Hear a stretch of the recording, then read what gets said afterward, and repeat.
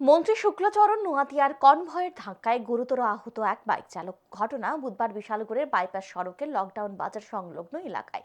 আহত ব্যক্তি বাইক নিয়ে রাস্তা অতিক্রম করার সময় মন্ত্রীর কনভয় ওই ব্যক্তির বাইকে সজোরে ধাক্কা মারে। এতে বাইক থেকে ছিটকে পড়ে গুরুতরভাবে আহত হয় ওই ব্যক্তি।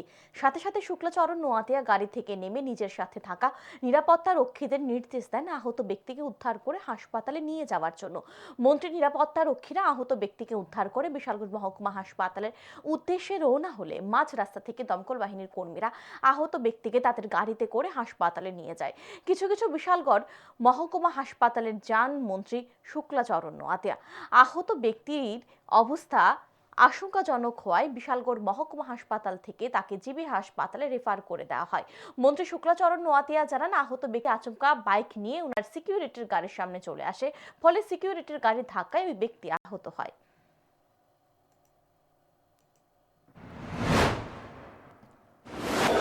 ন্যাশনাল হাইওয়েটাকে ক্রস করার জন্য উনি আমাদের স্কোয়াডের গাড়ির সামনে চলে আসে।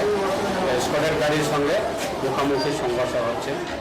সে বয়স্ক দুর্ভাগ্য কথা না সেটা, এবং সঙ্গে সঙ্গে আমার সিকিউরিটি গাড়ি দিয়ে আমি সিকিউরিটি গাড়িকে বলে সিকিউরিটি গাড়ির মাধ্যমে হসপিটালে ওনাকে তুলে আনার জন্য সঙ্গে সঙ্গে আমি নির্দেশ দিয়েছি।